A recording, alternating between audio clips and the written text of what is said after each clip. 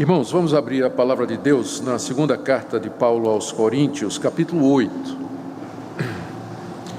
E nós faremos a leitura do verso 1 até o verso 7. Segunda carta de Paulo aos Coríntios, capítulo 8, de 1 a 7.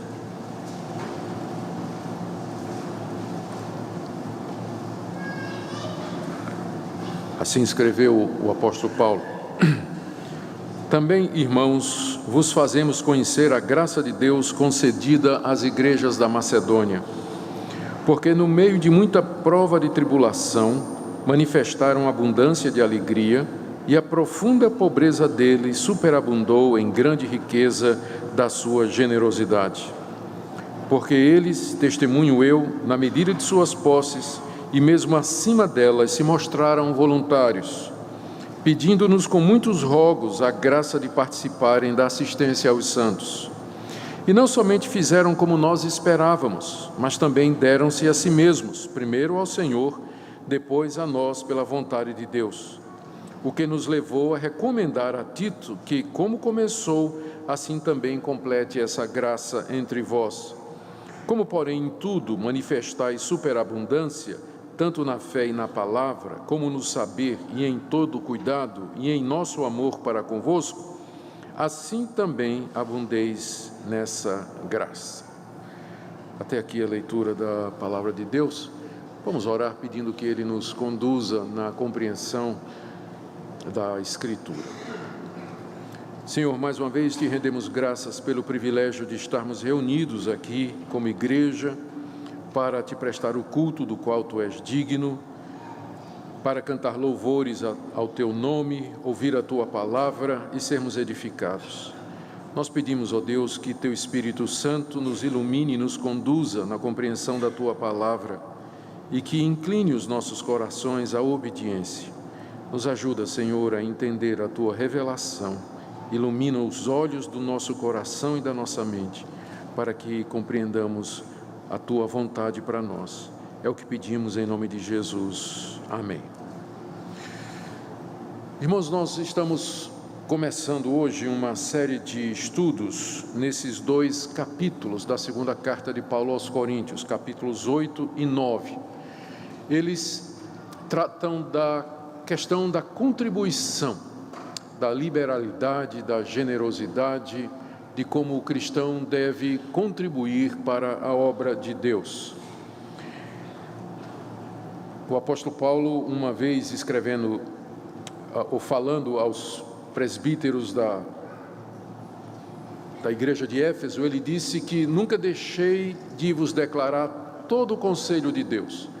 Esse versículo tem servido de base para nós dizermos que é tarefa do pastor pregar todo o desígnio de Deus, ou seja, o que a Bíblia diz, esse é o tema da pregação.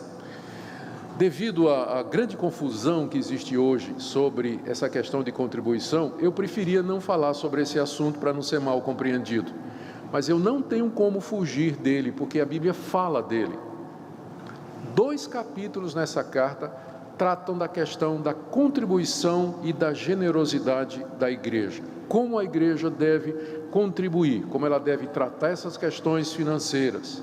Então faz parte do meu trabalho como pastor de vocês, ensinar a vocês o que a Bíblia diz a respeito disso. Especialmente nos dias de hoje, onde há tanta confusão. Há tanta confusão que eu preciso fazer quase que um pedido de desculpas para dizer, eu vou ter que falar sobre esse assunto.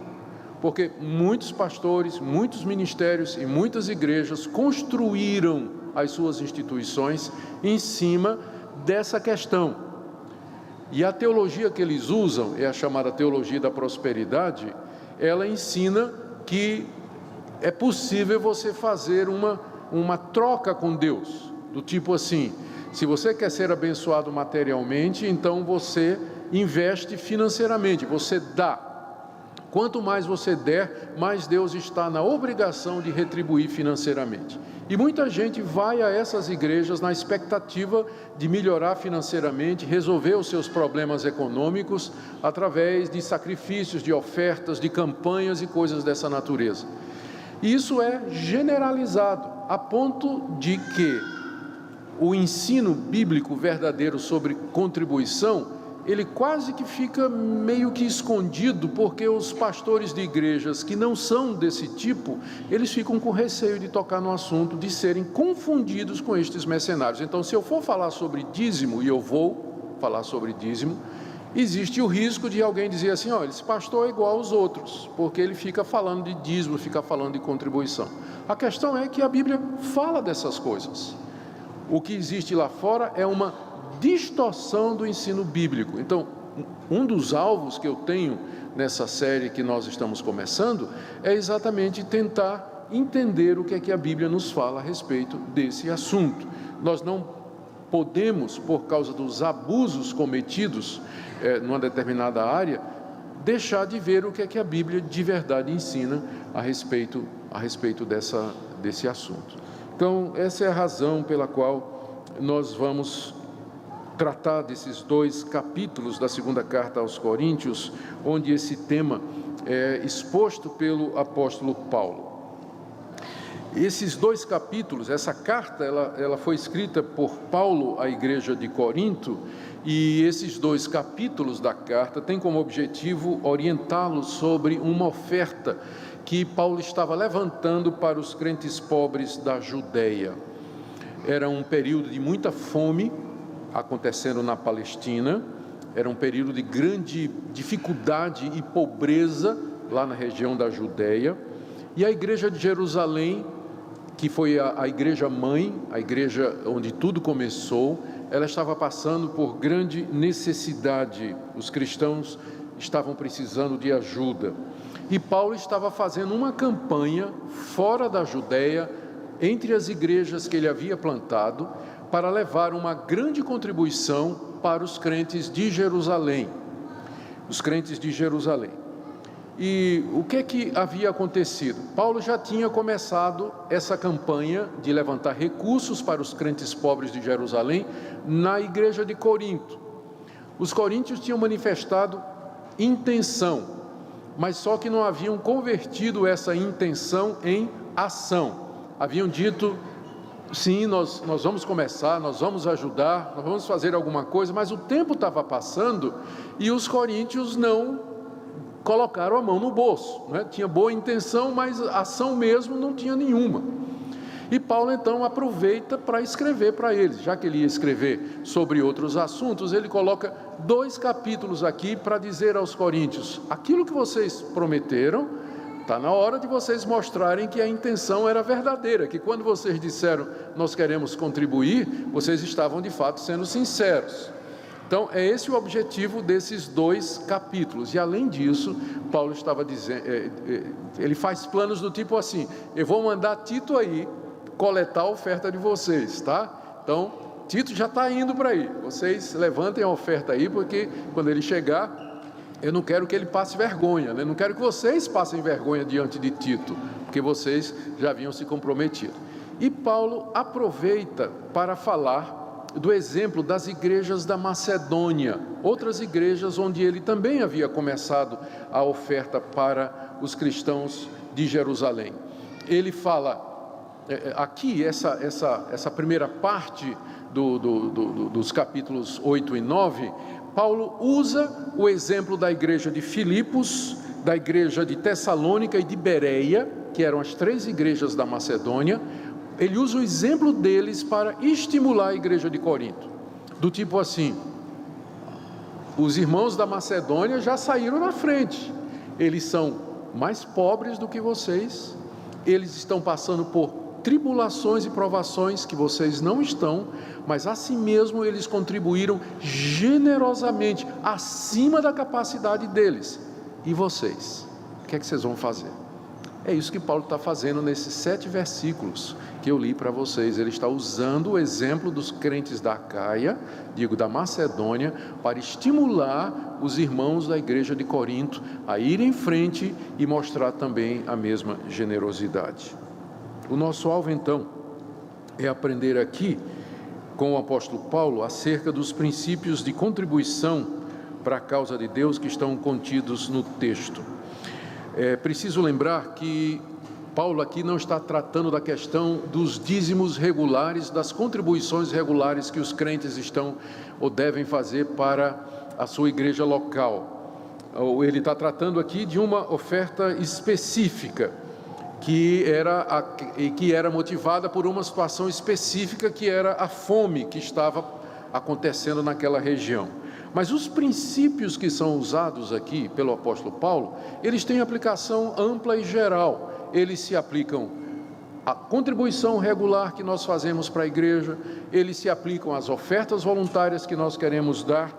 É um capítulo que serve de base praticamente para a doutrina da mordomia cristã, ou como nós devemos empregar o nosso dinheiro para a causa de Deus.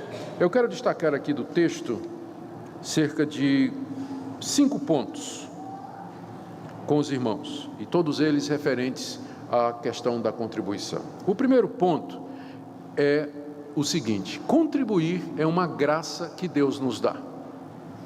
É uma graça que Deus nos dá. Veja o que ele diz no verso 1. Também, irmãos, vos fazemos conhecer a graça de Deus concedida às igrejas da Macedônia. Se você lesse esse versículo isoladamente do contexto e sem as explicações que eu dei, você provavelmente estaria pensando que Paulo está se referindo à salvação, porque a palavra graça no Novo Testamento geralmente está associada com a graça da salvação. Pela graça sois salvos. Graça é o favor imerecido de Deus, é a ação que Deus faz, são as atitudes que Deus toma gratuitamente em favor do seu povo. Então, lendo esse primeiro versículo, quando Paulo diz assim: eu quero lembrar a vocês a graça de Deus concedida às igrejas da Macedônia, então a primeira interpretação seria: puxa, Paulo está falando da salvação. Mas não, Paulo está falando da contribuição da igreja. Ele chama de graça o fato de que os macedônios, eles se movimentaram para contribuir para a igreja de Jerusalém. E Paulo diz que isso foi uma graça que Deus concedeu para eles, a graça de contribuir. A mesma graça que nos é dada em termos de perdão de pecados, é a mesma graça que nos permite contribuir. Então, em vez de ver a contribuição como um peso, Paulo diz que é uma graça. Deus nos deu a graça de contribuir, o privilégio de contribuir. Ele diz isso aqui no verso 1, ele diz isso no verso 4, ele diz inclusive, aqui no verso 4, que os macedônios pediram com rogos a graça de participar da assistência aos santos. E veja no verso 6, quando ele diz: eu recomendo Tito que, como começou, assim também complete essa graça entre vós. E no final do verso 7 ele diz assim: eu espero que vocês abundem nessa graça. 4 vezes ele chama contribuir como sendo uma graça de Deus. Ou seja, toda vez que você contribui generosamente, dá com alegria para a causa de Deus, isso é porque você foi alcançado pela graça de Deus. É uma graça que Deus dá, é um privilégio que Deus nos dá de contribuir para a causa dele, para o reino dele e para o avanço do reino dele. E a gente vê essa graça acontecendo várias vezes na Bíblia. Por exemplo, que melhor exemplo do que o de Zaqueu, aquele cobrador de impostos, ganancioso, idólatra, porque adorava o dinheiro.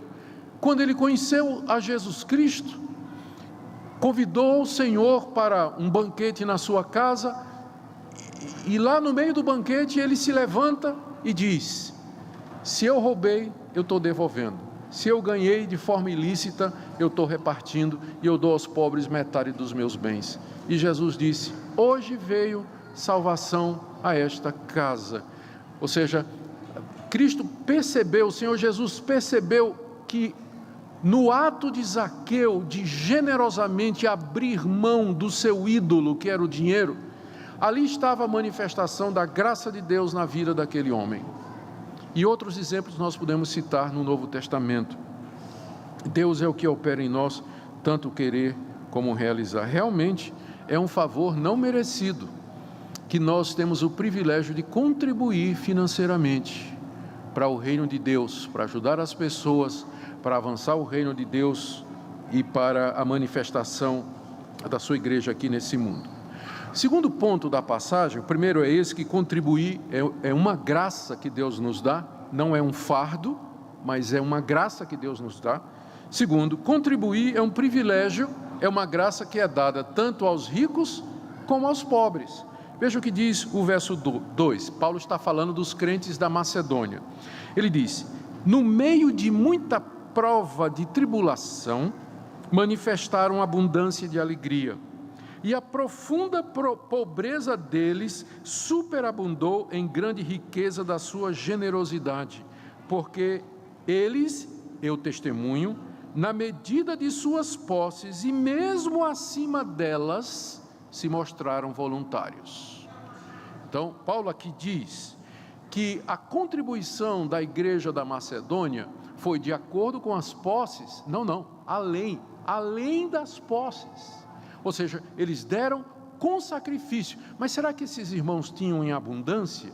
Será que eles eram tão prósperos financeiramente? Não eram, não. Veja o que Paulo diz aí no verso 2. No meio de muita prova de tribulação é que eles manifestaram essa alegria. E no meio da profunda pobreza deles é que se manifestou a grande riqueza da sua generosidade. Só para recordar, Macedônia. Quais são as igrejas da Macedônia que Paulo se refere aqui? Vou começar com uma, Filipos. Lembra da igreja de Filipos? Paulo vai, Atos 16, Paulo prega o evangelho em Filipos, ele encontra umas mulheres à beira do rio, e ele prega o evangelho, lá se converte uma mulher que era comerciante de púrpura, chamada Lídia. Tudo bem, devia ser uma mulher, era uma empresária, ela deveria ter alguns recursos financeiros, mas as mulheres geralmente não tinham. As primeiras convertidas da igreja de Filipos eram mulheres que estavam à beira do rio para uma reunião de oração, geralmente eram donas de casas, eram viúvas. A igreja começa a crescer, Paulo é acusado de alguma coisa, ele é preso. Quem é que se converte na prisão? O carcereiro, era o homem que ganhava para guardar a porta da prisão. Esse homem tinha recursos financeiros. A cidade de Filipos era uma cidade de aposentados, ela tinha sido construída pelo Império Romano, era uma cidade basicamente romana, onde quem moravam eram os aposentados de guerra, os que tinham ficado aleijados em batalha, ou seja, era um pessoal que vivia de aposentadoria, era a cidade de Filipos. Esse foi o pessoal que deu acima das suas posses, generosamente. A graça de Deus foi tanto no coração deles, que eles, além das suas possibilidades, eles contribuíram para ajudar o reino de Deus. Então, não é só um privilégio de quem tem sobrando, não, mas é um privilégio do pobre mesmo, do que está apertado. Contribuir para o reino de Deus é uma graça que Deus nos dá e dá a todos, E que privilégio para nós, não é?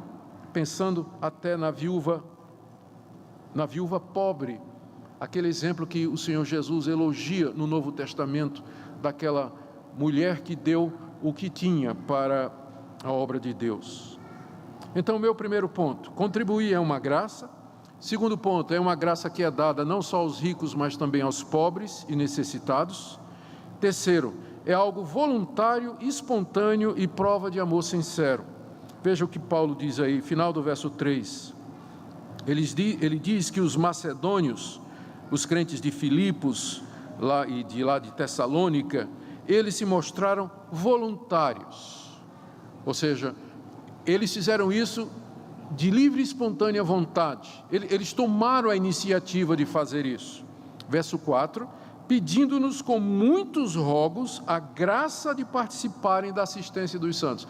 Isso é o sonho de todo pastor, de todo conselho de igreja. Ouvir a igreja dizer assim: por favor, nós queremos contribuir, nos dê essa oportunidade de participar dessa graça, nós estamos rogando a vocês. Pois é exatamente o que as igrejas da Macedônia fizeram. Eles pediram com muitos rogos a graça de participar naquela coleta que estava sendo feita. Eles tinham uma perspectiva diferente do que era contribuir, não é verdade? Eles viam como um privilégio, eles viam como uma oportunidade de mostrar amor sincero, a espontaneidade deles. Eles se mostraram voluntários, já disse aqui, e pediram com rogos ao apóstolo Paulo que participassem também daquela oferta. Eles não esperaram que Paulo pedisse, Eles se adiantaram, quando souberam, eles mesmos se adiantaram e disseram: nós queremos também participar, nós queremos contribuir de todo o nosso coração. Nós temos exemplos dessa graça, dessa voluntariedade em toda a Escritura. No Antigo Testamento, quando foi a construção do tabernáculo, o livro de Êxodo, capítulo 35, quando foi dito, Deus disse a Moisés: está na hora agora de construir o tabernáculo, onde a arca vai ficar, os sacrifícios serão feitos, enfim. E Moisés fala ao povo, e o povo começa a contribuir. Diz o texto que o povo voluntariamente começou a trazer, a um ponto que Moisés teve que dizer: basta, não precisa trazer mais não, já tem mais do que suficiente, irmãos, pode parar. E o povo estava trazendo voluntariamente para a construção do tabernáculo.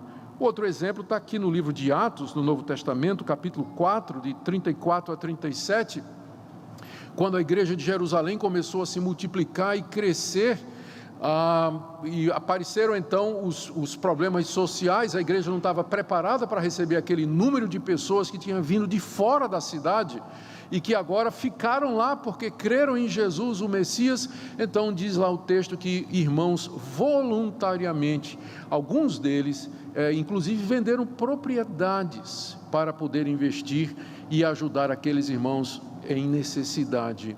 É claro que isso não é um padrão, não é, para os dias de hoje, porque os irmãos, no início a igreja de Jerusalém estava passando por esse período, tinha irmãos que tinham propriedade, mas depois de alguns anos, Paulo já está fazendo uma coleta para ajudar os irmãos de Jerusalém. Então não é um padrão. Tem pessoas que acham que é padrão, não é? O exemplo lá da igreja de Jerusalém, que quem for rico tem que vender o que tem, vender as propriedades, os bens e tudo mais, para que todo mundo tenha a mesma coisa. Isso foi muito usado como base para a criação de comunidades através da história da igreja, onde as pessoas compravam uma propriedade, iam morar lá, todo mundo se desfazia do que tinha, era um fundo comum, e aí todo mundo era igual, pensando em termos de Atos, capítulo 2, 3 e 4, não é? Onde fala como era a igreja de Jerusalém. Mas aquilo era uma situação de emergência. O padrão que você vê depois nas cartas é que as contribuições, elas são regulares, generosas, proporcionais e voluntárias. Nem sempre é preciso um sacrifício desse. Claro que tem gente que se sente tocada para fazer isso. Há casos e casos de irmãos que se sentem movidos pela graça de Deus a contribuir generosamente de uma forma extraordinária. Mas a Paulo diz aqui que essa contribuição era espontânea e voluntária. Verso 4, pedindo com muitos rogos a graça de participar da assistência aos santos. Quarto ponto aqui. Meu primeiro ponto é contribuir, é uma graça que Deus nos dá. Segundo, essa graça não é só para os ricos, não, é para os pobres também. Terceiro, a contribuição, a graça de Deus nos faz contribuir voluntariamente, a querer participar e pedir para participar, tomar iniciativa de fazer isso. Quarto, consagração pessoal e contribuição andam juntos. A entrega do nosso coração, ela vem antes da entrega do nosso bolso, e essas duas coisas andam juntas. Nós vemos isso no verso 5, quando Paulo diz assim: eles não somente fizeram como nós esperávamos, ou seja, Paulo estava esperando que eles contribuíssem, mas também deram-se a si mesmos, primeiro ao Senhor, e depois a nós pela vontade de Deus. Os crentes da Macedônia deram-se primeiro ao Senhor, e depois se deram a Paulo, no sentido que aí eles contribuíram. Ou seja, agora você entende de onde vem essa alegria, essa graça e essa espontaneidade. É que antes de darem qualquer coisa, os macedônios já tinham se entregado a Deus. Eles já tinham se entregado totalmente ao Senhor Jesus, o que significa mais ou menos alguma coisa do tipo assim: Senhor, eu pertenço a Ti, tudo que eu tenho pertence a Ti, e se eu puder Te honrar, Te abençoar as pessoas, trazer glória ao Teu nome com o que eu tenho, com o que eu sou, tudo está nas Tuas mãos. Eu não sou dono de nada, tudo Te pertence. O Senhor é Senhor não somente da minha vida, mas dos meus bens, das minhas posses, das minhas propriedades, tudo que eu tenho. Então, eles primeiro se entregaram a Deus, e uma vez que eles se consagraram a Deus, o resto vem com facilidade. Consagração e contribuição andam juntos. Primeiro nós nos entregamos a Deus, e na verdade, eu sei que Deus está muito mais interessado em que nós nos entreguemos a Ele primeiramente, porque é isso que vai fazer a diferença, a ponto de, eu creio que eu posso dizer, que as nossas contribuições, elas são aceitas diante de Deus, se primeiro nós nos dermos a Ele. Eu vou dar 2 exemplos aqui. O primeiro, Ananias e Safira, membros da igreja.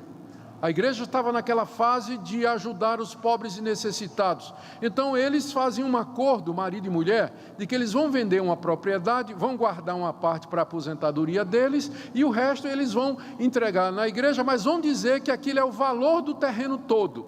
Eles queriam parecer que eram generosos, queriam aparecer, não é? Então nós vendemos um terreno e está tudo aqui. Mas aí o que é que disse Pedro? Disse, por que você quis enganar? Por que vocês quiseram enganar o Espírito de Deus? Ninguém obrigou vocês a vender nada. Se vocês vendessem e guardassem o dinheiro, era de vocês. Mas agora vocês estão tentando enganar a Deus de forma nenhuma. E eles foram disciplinados ali por Deus e ambos foram mortos. Ambos foram mortos ali. Ou seja, Deus não está tão interessado assim na sua contribuição. Ele está interessado primeiro no seu coração. Uma vez que você se entrega totalmente ao Senhor, isso significa que você está entregando sua vida e o que você tem. Isso é de Deus. Nada mais você considera seu. Mas o que você tem é para a glória de Deus e para o serviço de Deus. Ananias e Safira não entenderam isso. E Deus não aceitou a oferta. Algum tempo depois, no livro de Atos, capítulo 8, nós lemos a história de Simão Mago. Simão Mago era um bruxo que ganhava a vida enganando o pessoal da cidade de Samaria. E com certeza cobrava muito caro pelas consultas dele, mas a clientela era enorme. Um diácono, Filipe prega o evangelho na cidade, muita gente se converte, inclusive Simão se converte, não é? Simão se converteu também. Ele ficou impressionado quando viu o poder do Espírito Santo. E quando Pedro e João, os 2 apóstolos, chegaram lá para confirmar o trabalho, ele fez uma proposta aos apóstolos: quanto custa vocês me darem o poder que vocês têm de fazer descer o Espírito Santo? Eu tenho dinheiro, eu tenho muito dinheiro, eu pago qualquer coisa para vocês me darem esse poder espiritual. E o que é que Pedro disse? Vá para o inferno você e seu dinheiro. Você não tem parte nesse ministério. Você tem que pedir perdão a Deus, pode ser que Deus perdoe a iniquidade do seu coração. Ou seja, o interesse número 1 não era a contribuição de Simão Mago, não é que com certeza ia ser uma oferta generosa. Não. Aqui eu me lembro também do Senhor Jesus, não é? Quando apareceu o jovem rico, era o tipo de candidato a membro da igreja que os pastores e o conselho entram em delírio. Era jovem, era rico, era piedoso, era estudado e era um homem influente. E chegou para Jesus e disse: eu quero ser membro da igreja, o que é que me falta para entrar no céu? Provavelmente a maioria dos pastores diria: não falta nada, meu irmão, vamos lá preencher a ficha, você já, domingo já vamos receber você na igreja. Rico, jovem, influente, já tinha guardado toda a lei de Deus desde a sua infância, piedoso, vida moral irrepreensível. É o sonho de toda igreja ter um membro assim, não é? O que é que Jesus disse para ele? Está faltando só uma coisa: você se livrar do seu ídolo, que é o dinheiro. E a prova de que você vai se livrar dele é que você vai vender o que você tem e dar aos pobres. E aí você vai me seguir, e aí então você terá um tesouro nos céus. E aquele moço virou as costas e foi embora, porque o preço era muito alto. Ou seja, Deus, embora Deus nos fale da importância da contribuição, da generosidade que deve haver nos nossos corações, que é uma graça e um privilégio nós pegarmos dos bens que Ele nos deu para investir no trabalho dEle, mas Deus está muito mais interessado no seu coração, que você se entregue primeiro a Ele, porque uma vez que você fez isso, o resto vem com facilidade, com tranquilidade.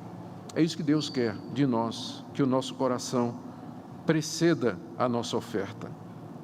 ele termina com duas exortações, versos 6 e 7. A primeira, no verso 6, para que eles recebessem Tito como emissário. Tito ia lá coletar a oferta, verso 6.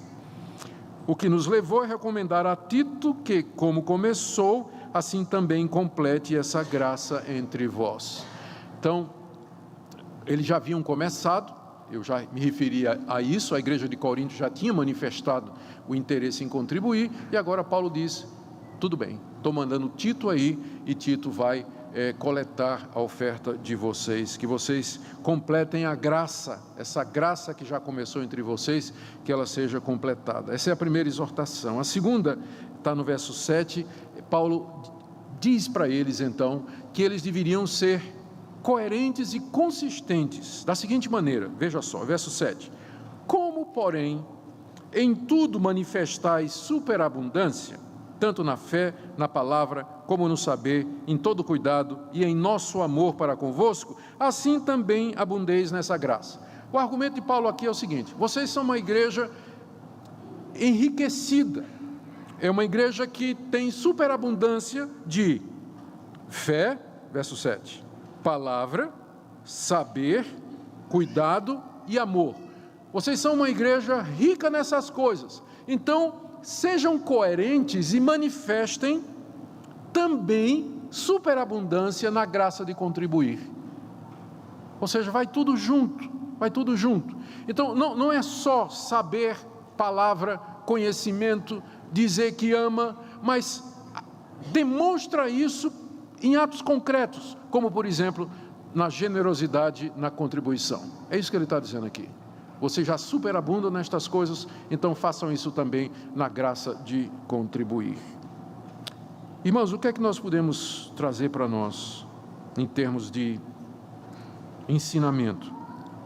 Primeiro, apesar de todos os abusos cometidos aí, nós não podemos fechar os olhos para o fato de que contribuir e contribuir com liberalidade, com generosidade, faz parte do ensino da palavra de Deus. Nós não podemos usar como desculpa as distorções lá fora para dizer, nós não queremos nem tocar nesse assunto, nós não vamos falar nesse assunto e nós mesmos não vamos contribuir porque isso já é muito mal visto ou pode ser mal interpretado. O fato de que é distorcido não quer dizer que nós não possamos aprender a verdade. Contribuir é uma graça que é dada inclusive a quem é pobre, não é só para quem é rico e tem abundância não, todos podem contribuir, devem contribuir, isso tem que ser feito de forma voluntária. Primeiro nós temos que dar o nosso coração e ser consistentes. Se nós abundamos na palavra, na graça e no conhecimento, que também façamos isso em termos de demonstração concreta. Também podemos aprender aqui que é possível medirmos a operação da graça de Deus na vida de uma igreja pela generosidade dessa igreja. Pela generosidade. Como é que a gente mede a ação de Deus, ou o poder de Deus e a manifestação do poder de Deus na vida das pessoas? Uma das indicações, não é a única, a transformação de vida, mudança de atitude, perdão, mas um dos indicadores que a Bíblia dá é que a pessoa abre o coração e também a bolsa, a carteira, e diz, nada disso me pertence, eu quero servir a Deus também com os meus bens. Outra coisa que nós aprendemos, e eu quero terminar com isso, é que mais do que nossas ofertas, Deus quer a nós mesmos. Ele quer que nós nos entreguemos primeiro a Ele, que Ele seja o Deus da nossa vida, que nós busquemos em primeiro lugar o Seu reino e a Sua justiça, e todas as demais coisas serão acrescentadas. É isso que Deus quer, a nossa contribuição generosa para a causa de Deus, para o reino de Deus, ela é uma indicação da contribuição do nosso coração e do nosso desejo de servir a Deus e viver para a glória dEle. E nós fazemos isso voluntariamente, sem esperar nada em troca, da parte de Deus, da parte da igreja, ou de qualquer pessoa que seja abençoada pelas nossas contribuições. Nós fazemos isso porque a graça de Deus nos alcançou, e nós fazemos isso espontaneamente e voluntariamente. É diferente do que você ouve lá fora, onde é proposta uma troca.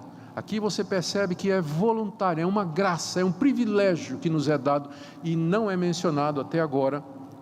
Paulo vai mencionar depois que Deus se agrada disso, e que Deus costuma abençoar quem faz isso, mas aqui ele está dizendo, é algo voluntário, e quem faz sem esperar nada em troca, faz como demonstração de gratidão.